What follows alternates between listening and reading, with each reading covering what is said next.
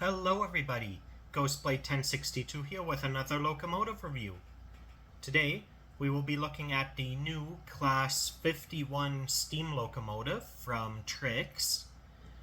This is a 210 locomotive in operational condition of 1970 with a tender cab. And now onto the unboxing.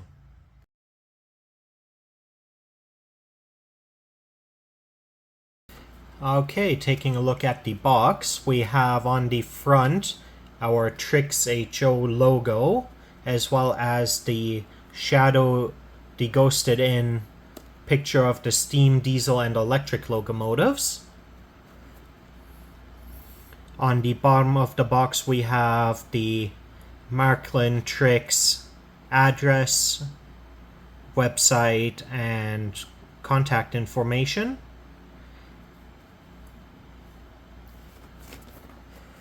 The back of the box also has the ghosted in drawing. And then on the left side of the box, we have the product barcode. We see it is a Class 051 steam locomotive with a cabin tender. It is an Era 4 locomotive equipped with DCC, an MFX sound decoder. It is Railcom equipped to NEM standards, and it is product ID 25830. And we see this information on the other side of the box as well. And now, sliding off the outer sleeve, we get our first look at the locomotive itself and its blister packaging.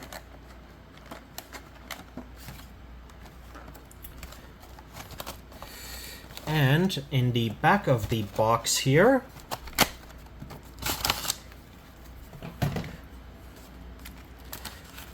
we have our sleeve with paperwork.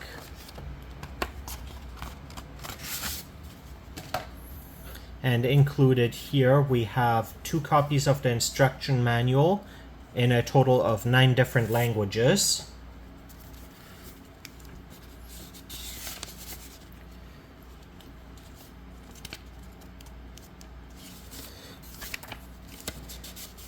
Covering basic programming, CVs, functions,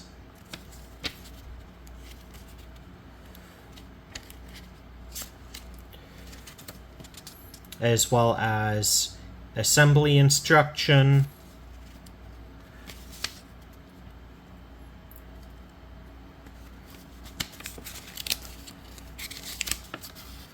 disassembly instructions,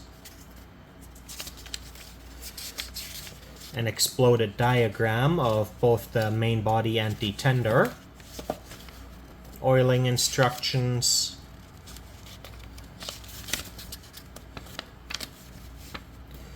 and a list of spare parts.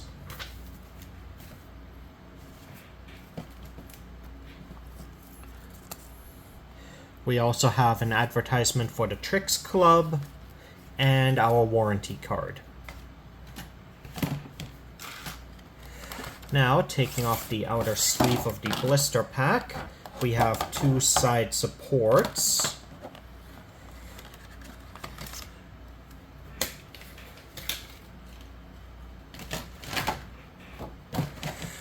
And included, we also have this little baggie with some detail parts and an additional coupler for the front of the locomotive, which I will not be using as I will be equipping this locomotive with KD number 19s.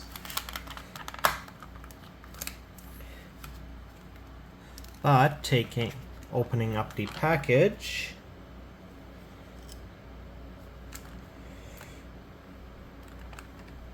here we have the locomotive. and on first glance it is a very beautiful piece.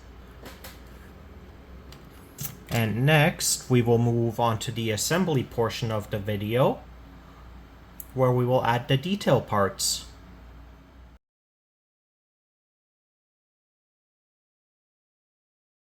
Alright, time for assembly. To start with, I'm actually going to remove the rear coupler.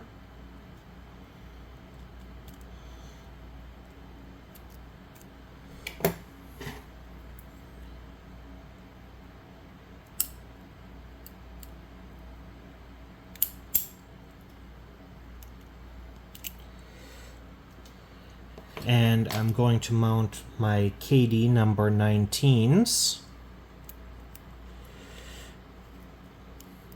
so that I can see whether or not I'll be able to fit the brake lines.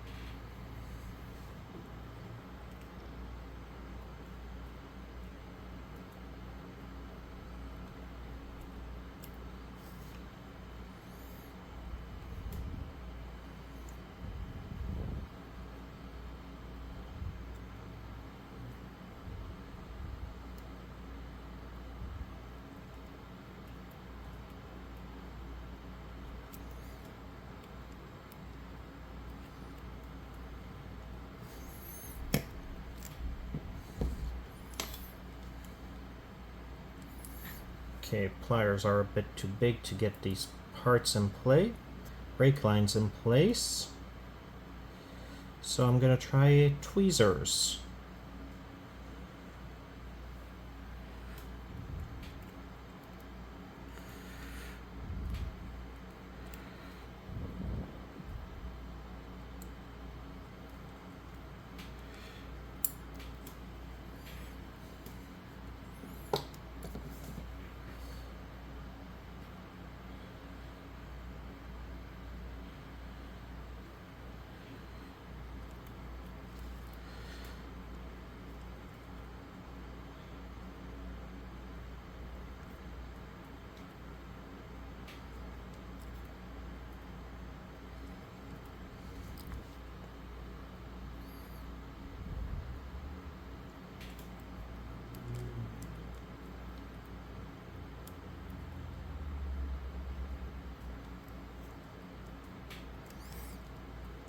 There we go, that's the first brake line in, and okay, yeah, given the spacing with the, I haven't glued it yet because I was expecting this, but the brake line will actually be hitting the coupler, so I will not be able to use them, which is unfortunate. But we still have these front-mounted pieces to put on the piston.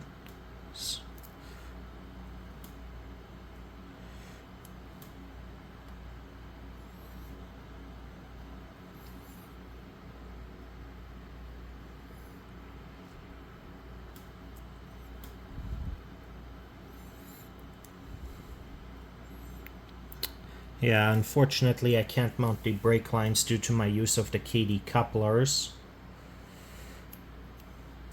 But I'll have to sacrifice that detail in order to for the locomotive to function the way I want. That being said, next we will move on to the detail overview.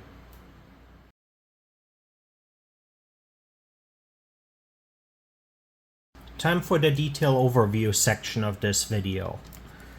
Here we will take a closer look at the locomotive itself.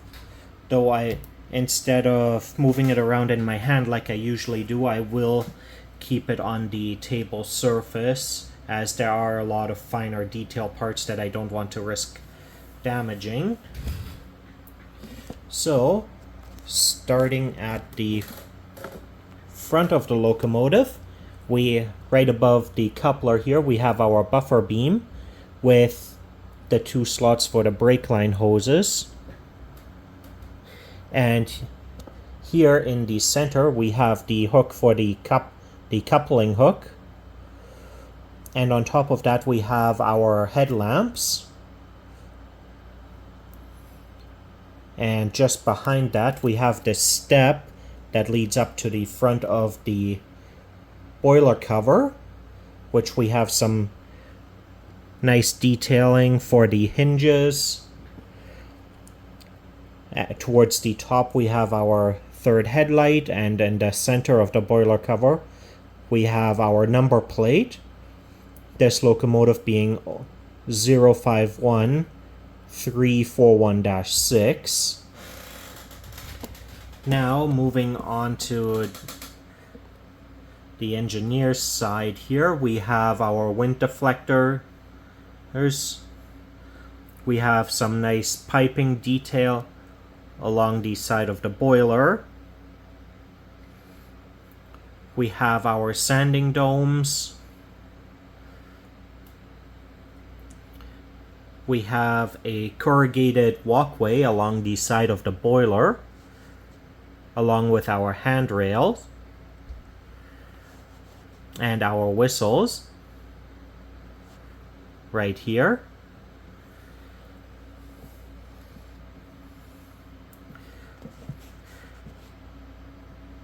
Moving down, here we have our air reservoir tank.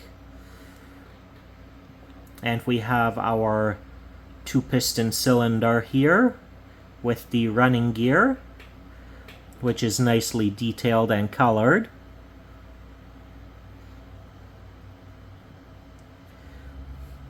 On the cab itself, here we have the Deutsche Bundesbahn reporting marks and the road number right below that.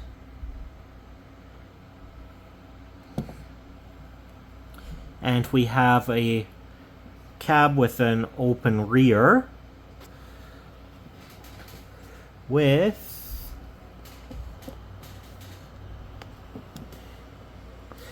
some minor interior detailing, but not overly detailed.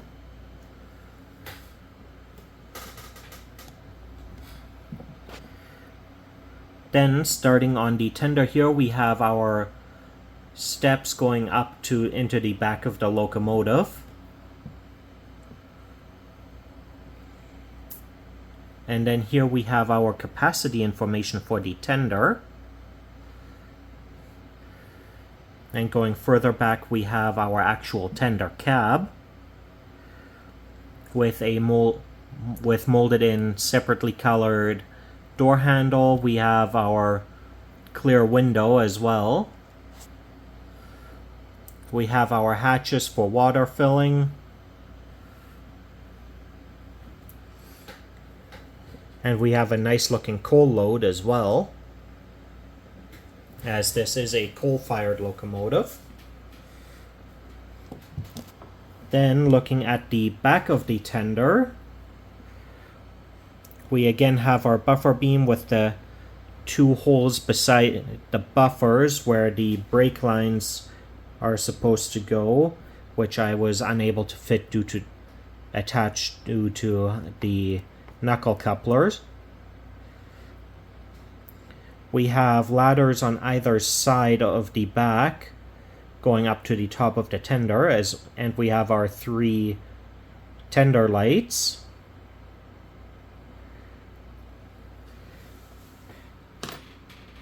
Now turning the locomotive around,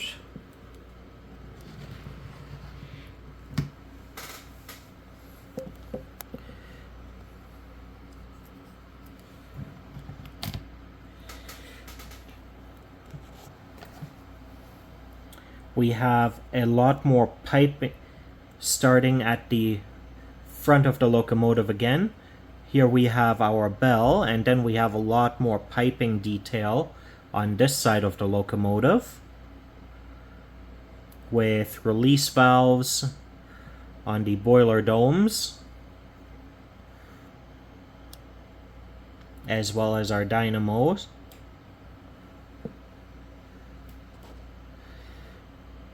And again, such nice detailing. We have nice rivet detailing on the cab as well. On the tender, we again have our capacity information, which is nice and legible.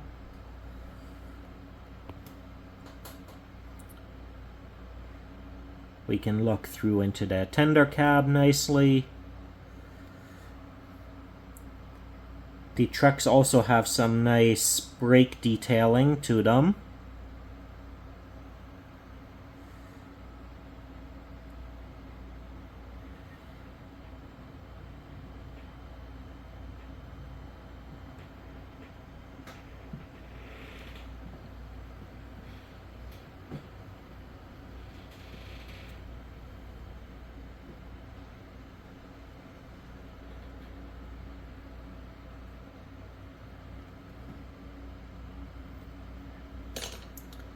And next, we'll go through the rip track segment of the video.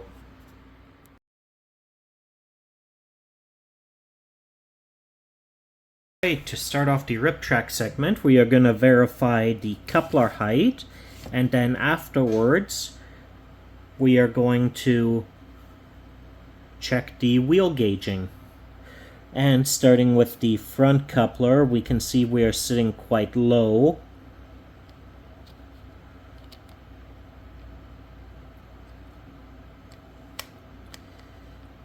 But it should be manageable, as this locomotive would be working primarily on flat ground for my usage. And the rear coupler is also sitting low. So both couplers are low, which is unfortunate, but not an issue that can't be overcome.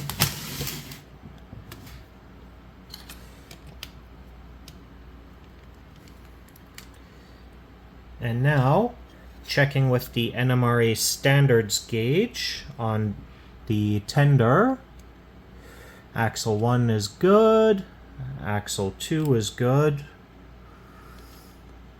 Axle 3 is too tight. And axle 4 is too tight. Now onto the main body of the locomotive itself. Axle 1 is good. Axle 2 is a little tight but good. Axle 3 is good. Axle 4 is tight but good. Axle 5 is good, and the pilot axle is also good. So on the main body, the axles are good.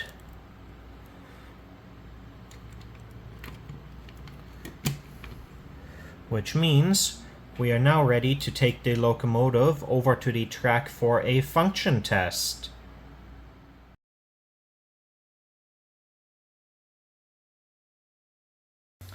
Now that we have the locomotive on the track, we can begin with the function test. Starting with function 0, the directional head lighting, which has a nice warm color to it. Though the one thing I do not like is, due to the fact that the locomotive doesn't come with a factory smoke unit, you can see the light coming out of the smokestack as well, which is not exactly realistic. And as we can see, the lighting is directional.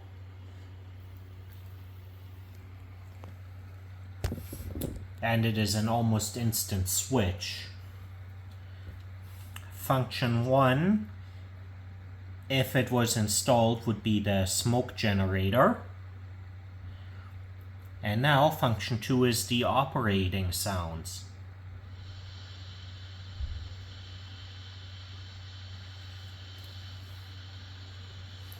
So as this is a 2-cylinder locomotive, we should hear 4 chuffs per wheel rotation.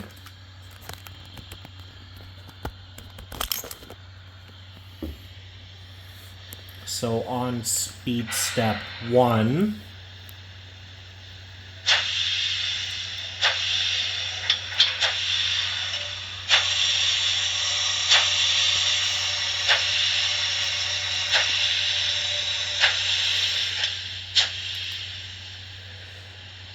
and we can see that this locomotive is quite quick for speed step 1.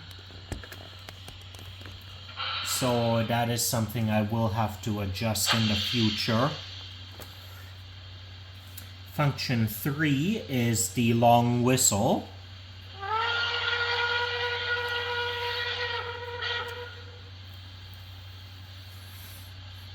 Function 4 deactivates the acceleration and braking delay.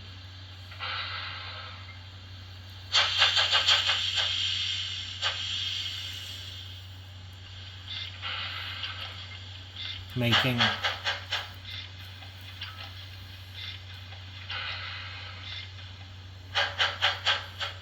so the locomotive with this function 4 disabled does not build gradual speed.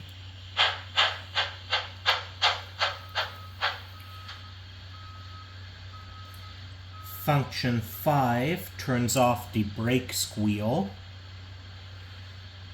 Function 6 is cab lighting.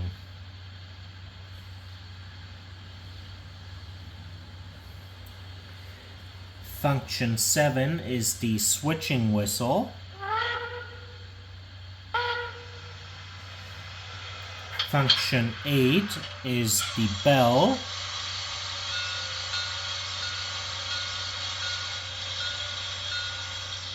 Function 9, the air pump. Function 10 is steam blow off.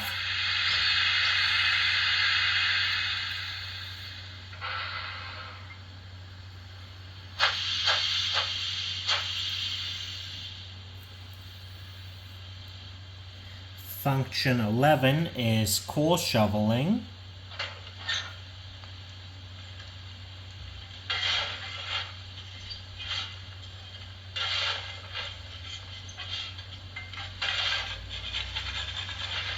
Function 12 is ash removal.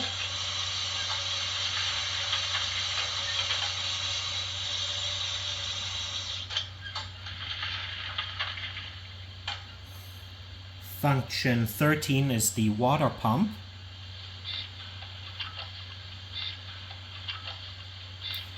Function 14 is the injector.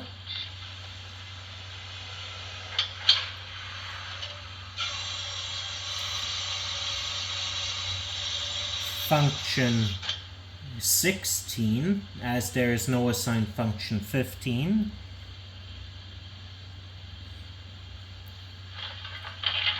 is coal filling.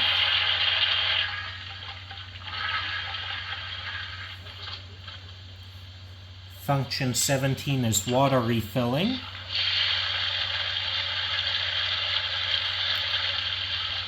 And function 18 is sand refilling.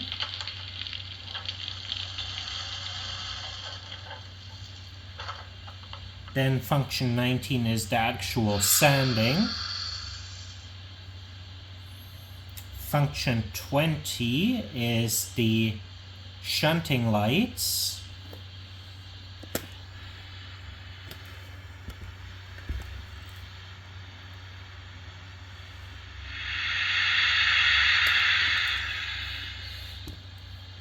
Function 21 is shunting mode with shunting lights.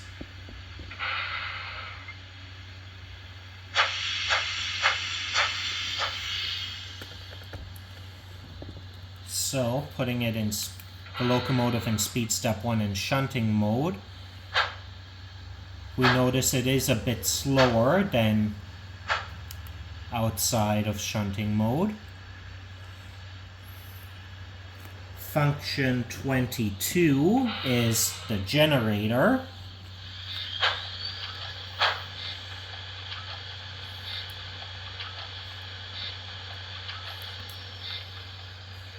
Function 23 is generator sounds with the directional lighting.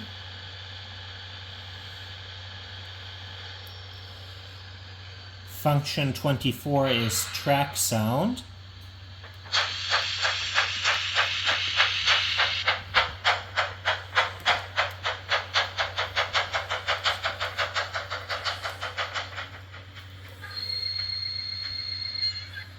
And there we also had the brake sound.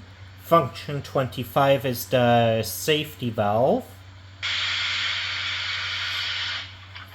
And finally, function 26 is coupling sounds.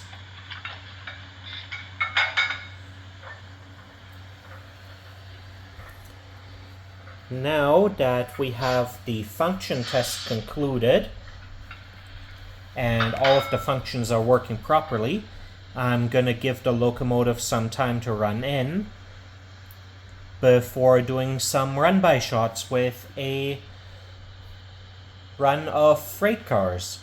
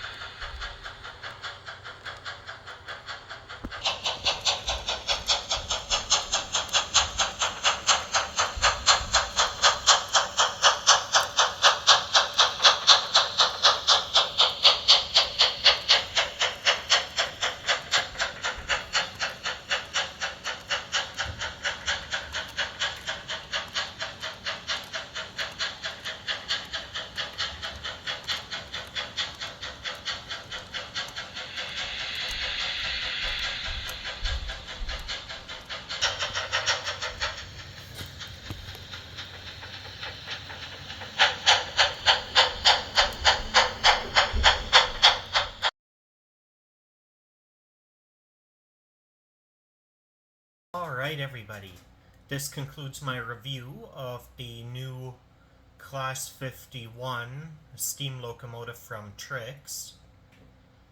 All in all, a very beautiful, very nicely detailed model. The main issues that I have with it are the coupler height, which both the front and rear couplers sat low. And the other main issue that I have with it is the wide open hole in the smokestack that makes, when the headlights are on, makes it look like there's a light coming out of the smokestack, which is rather unfortunate, so I will have to look into sealing that up. But aside from that, the model runs beautifully. It is a very nice addition to my collection, and it will do well with what I have planned for it in regards to using it for a coal mine based off of some coal mines in southern Europe that operate World War II steam. That, however, is another topic of discussion for a later time. Again, all in all, beautiful model, runs very well. And if you enjoyed the video, leave a like or a comment, and subscribe for more model railroad content. Have a great day, everybody!